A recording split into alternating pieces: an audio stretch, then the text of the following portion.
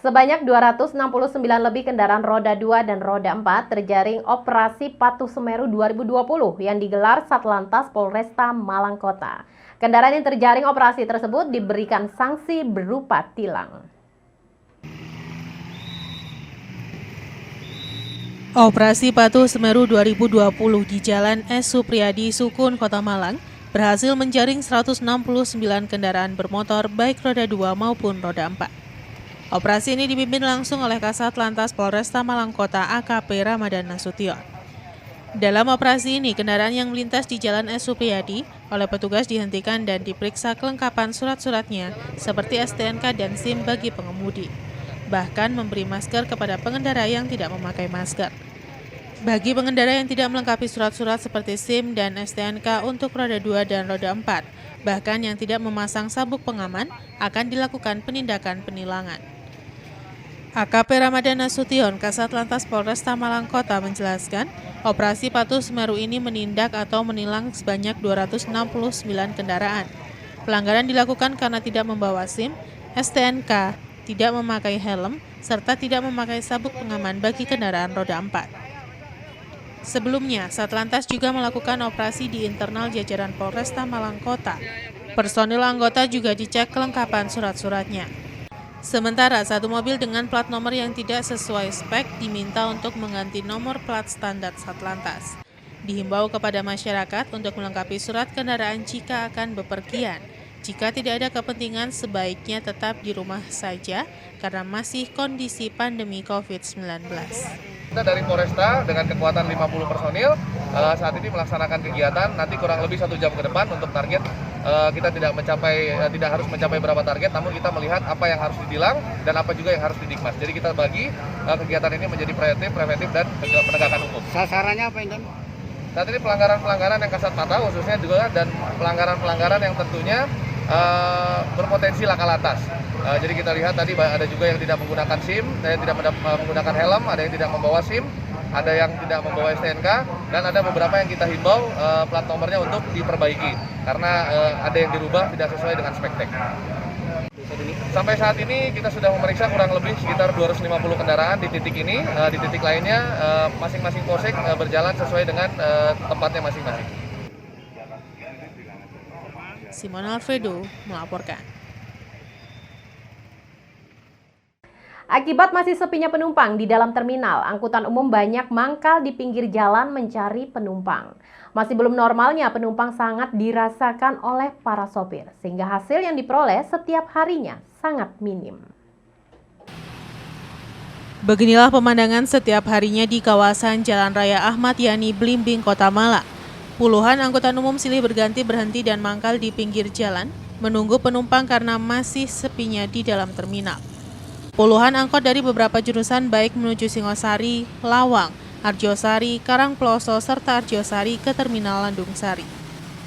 Masih belum normalnya penumpang akibat terdampak COVID-19 dan belum masuk normalnya para pelajar sangat dirasakan oleh para sopir mikrolet sehingga hampir setiap hari pendapatan sangat minim.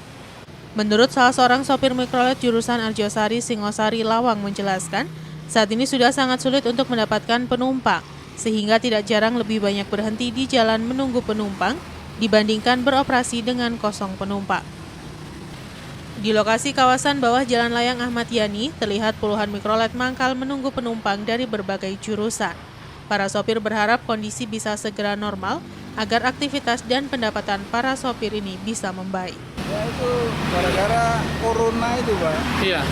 Bulan sudah 3 bulan masih belum ada kenaikan. Ya, seharusnya pemerintah itu ya sudah orang bebasi, yang penting bisa jaga sendiri. Nah, tapi kalau pasar, jangan kan lewat pasar Lawang, pasar Singosari kan ini kan. Ya. Ini kan pasar sudah normal kan, sudah ramai kan pasarnya. Iya seharusnya itu cuman ya halangannya kerja sekolah-sekolah pada libur semua. Oh, masih anu Pak ya. Iya. Jadi ini kelihatannya mulai ramai kalau sekolah sudah mulai normal gitu Pak kelihatannya. Iya. Normal itu pasti pendapatan itu bertambah Pak ya. Ini ya sudah. Masuk kita ini ya mana ya? Kalau dulu setoran 90 sebelum ada corona enak aja sekarang Ya. 50. Waduh sulit sekali. Iwan Hikmawan melaporkan.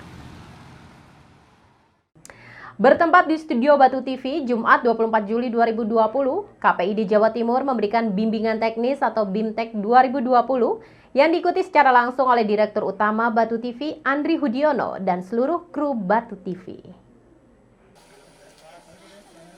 Bimbingan teknis KPID Jatim 2020 yang berlangsung di Studio Batu TV dilakukan untuk menjelaskan peranan lembaga penyiaran terkait dengan sosialisasi adaptasi kebiasaan baru pada masa pandemi COVID-19 saat ini. Hadir sebagai pemateri dalam BIMTEK KPID 2020, Ketua KPID Jatim A. Afif Amrullah SHI MEI dan para komisioner antara lain Eko Rinda Prasetyadi SH, Amalia Rosyadi Putri SKOMI M.Medcom, Malik Setiawan SPD, Immanuel Yosua MIKOM MH. Sebelum kegiatan BIMTEK dimulai, acara diawali dengan menyanyikan lagu Indonesia Raya dan Mars KPI. Acara dilanjutkan dengan sambutan yang disampaikan oleh Ketua KPID Jawa Timur, A. Afif Amrullah SHI MEI, serta sambutan selamat datang dari Direktur Utama Batu TV Andri Hudiono. Materi yang disampaikan oleh para pemateri disimak dan diikuti oleh seluruh kru Batu TV. Dalam BIMTEK tersebut, pemateri juga memberikan kesempatan kepada peserta untuk bertanya seputar permasalahan yang dihadapi selama ini, terutama masalah-masalah yang terjadi di lapangan pada saat peliputan berita. Para peserta yang terdiri atas kru Batu TV sangat antusias mengajukan pertanyaan-pertanyaan kepada pemateri. Diharapkan dengan adanya BIMTEK KPID ini, lembaga penyiaran bisa menjalankan fungsi dan perannya sesuai dengan P3SPS atau Pedoman Perilaku Penyiaran dan Standar Program Siaran. Tim Liputan Batu TV melaporkan. Terima kasih Anda masih setia bersama kami dalam Info 7 Malang Raya. Dinas Perpustakaan dan Kearsipan Kota Batu bersama tim Pansus DPRD Kota Batu menggelar kegiatan uji publik Raperda Penyelenggaraan dan Pengelolaan Perpustakaan di Balai Kota Among Tani. Uji publik bertujuan untuk mendapatkan masukan demi menyempurnakan isi Raperda sebelum nantinya disahkan dan dipergunakan. Sosialisasi sekaligus uji publik rancangan peraturan daerah atau Raperda tentang penyelenggaraan dan pengelolaan perpustakaan digelar di Ruang Geraha Pancasila Balai Kota Among Tani. Kegiatan ini dihadiri oleh tim Pansus DPRD Kota Batu, Kepala OPD, tim Otoda, Camat, Kades, Lurah, Kepala Sekolah SD hingga SMA, pustakawan, penggiat literasi hingga dari kalangan pesantren. Menurut Kepala Dinas Perpustakaan dan Kearsipan Kota Batu Erwan Puja Viatna, Raperda Penyelenggaraan dan Pengelolaan Perpustakaan kini sudah jadi sehingga harus segera dilakukan uji publik. Tujuannya untuk mendapatkan masukan, kritik dan saran dari publik sebagai bahan untuk menyempurnakan isi dari Raperda tersebut sebelum dikirim ke pemerintah Provinsi Jawa Timur guna mendapatkan persetujuan.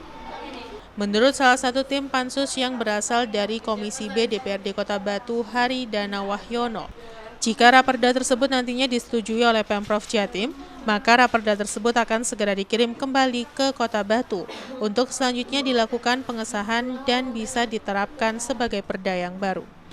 Diharapkan perda baru ini nantinya bisa menjadi payung hukum untuk pengembangan perpustakaan Kota Batu.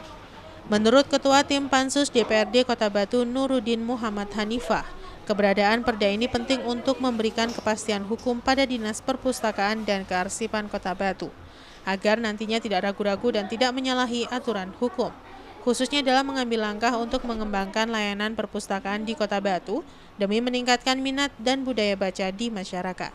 Jangan membuat perpustakaan yang tadi BU, siapa yang punya kan gitu. Dan di sini pegawai kan sibuk semua tidak mau membacakan. Pegawai lah dibuat kan nanti di alun-alun, buatkan ruang untuk perpustakaan, ya. Terus di sekolah-sekolah, terus di tempat umum seperti RT, RW, ada orang itu oleh perpustakaan itu bisa. Harapannya tahun depan kalau sudah dipersiapkan harus dilaksanakan. Yanto Yanjung melaporkan. Sementara itu menjelang libur akhir pekan, kondisi jalan keluar masuk Kota Malang terlihat tidak seramai biasa dan cenderung lebih lengang. Kondisi ini berdampak pada banyaknya pelanggaran rambu larangan melintas di jalan layang oleh pengendara roda 2. Menjelang libur akhir pekan dan beberapa hari menjelang Idul Adha, arus kendaraan yang keluar dan masuk wilayah Kota Malang terlihat lebih lengang dibandingkan pada Sabtu kemarin. Kendaraan yang masuk dari arah Surabaya ini cenderung sepi dan didominasi oleh roda 2. Para pengendara roda 2 banyak memilih melintas di jalan layang untuk menghindari lampu merah, walaupun sudah jelas melanggar rambu lalu lintas yang sudah dipasang di pinggir jalan. Pelanggaran ini seakan sudah menjadi kebiasaan karena terjadi setiap saat, setiap hari, padahal sudah jelas dilarang untuk keselamatan pengguna jalan. Menurut salah seorang warga menjelaskan, pelanggaran di jalan layang ini banyak terjadi di 2 jalan layang di Kota Malang, baik di Mergosono maupun di Jalan Ahmad Yani. Di lokasi terlihat cukup banyak pengendara roda 2 melintas di Jalan Layang Ahmad Yani, Blimbing, Kota Malang. Operasi Patuh Semeru yang sedang berlangsung dari tanggal 23 Juli sampai 5 Agustus diharapkan bisa meningkatkan kepatuhan pengendara dan meminimalisir kecelakaan serta pelanggaran lalu lintas. Iwan Hikmawan melaporkan. Terima kasih Anda masih setia bersama kami dalam Info 7 Malang Raya. Di tengah masa pandemi COVID-19, tentu banyak masyarakat atau pasien yang sakit, namun takut berobat dan ditangani tenaga medis. Karena berbagai alasan, untuk menghindari ketakutan masyarakat atau pasien saat berobat ke tim medis, seorang dokter di Kota Malang mendesain alat pelindung diri atau APD cantik dan tampil modis saat melayani pasien. Di salah satu dental klinik yang berada di Jalan Raya Telaga Golf Araya Blimbing, Kota Malang, Dr. Nina Agustin setiap hari membuka praktik perawatan gigi dengan mengenakan alat pelindung diri atau APD cantik. Hal ini dilakukan agar memberikan rasa nyaman bagi pasien saat berobat. Dr. Nina menjelaskan, profesinya sebagai dokter gigi sangat rentan terpapar COVID-19. Untuk itu, dirinya selalu memakai baju hazmat, termasuk asisten yang membantu dirinya di klinik tempatnya membuka praktik. Dengan kondisi klinik yang bersih dan indah serta didukung dengan pakaian yang fashionable, klinik ini selalu dipadati pasien.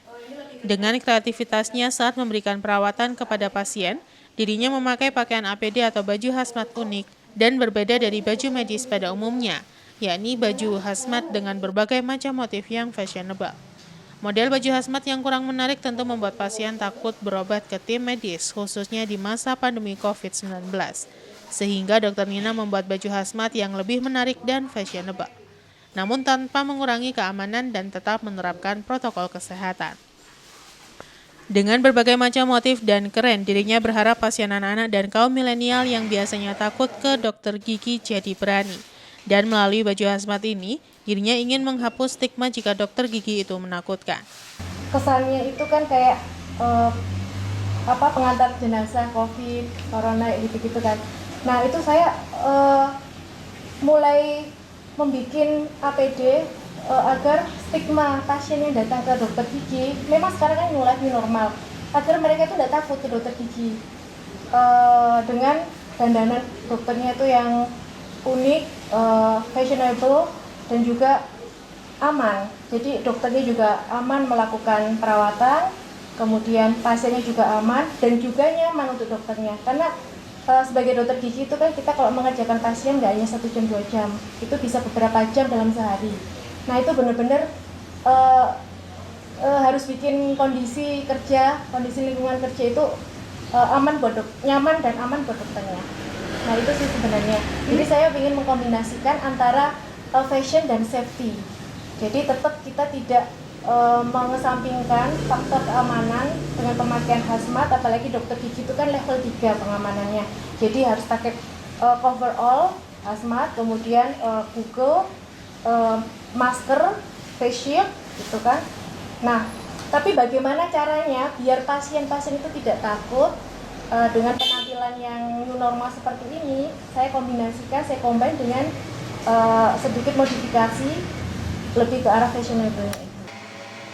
Sementara itu Yuli, salah satu pasien yang berobat di klinik ini mengatakan, baru di klinik ini dirinya melihat dokter yang menggunakan baju hazmat yang modis dan fashionable.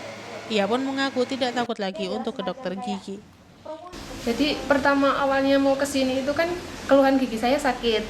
terus pertamanya takut gitu mau ke sini, terus ngeliat dokternya yang fashionable itu jadi nggak ngerasa takut sama sekali. Jadi setiap ada teman saya yang ada keluar giginya sakit langsung tak anjurkan ke sini. Macam edukasi juga. Simona Alfredo melaporkan. Pandemi COVID-19 tak membuat pengrajin batik di Kota Batu menghentikan aktivitasnya. Meski terdampak pandemi, mereka terus berusaha untuk bertahan. Salah satunya dengan mengalihkan pasar mereka dengan melakukan penjualan dengan sistem online saat pasar offline sangat sepi dan lesu. Dampak pandemi COVID-19 terus bergulir bak roda dan melindas seluruh sektor kehidupan. Dwi Slamet Mardiono, salah seorang pengrajin batik dari Desa Pandanrejo, Kecamatan Bumiaji, Kota Batu, mengaku meski terdampak secara langsung akibat pandemi COVID-19, Dwi Satrio mengaku pasrah dan patuh pada peraturan pemerintah. Dengan tetap melakukan social distancing sebisa mungkin, cuci tangan sesering mungkin, dan tentu saja tidak sering keluar rumah tanpa keperluan mendesak. Dan sebagai pelaku usaha, meski terdampak pandemi yang tentu saja membuat penurunan omset terhadap usaha batik miliknya, dengan situasi yang memburuk dan tidak normal ini, Dwi percaya bahwa market tetap selalu ada. Dia mengaku jika dampak dari corona memang tak terlalu besar, justru membuatnya kreatif.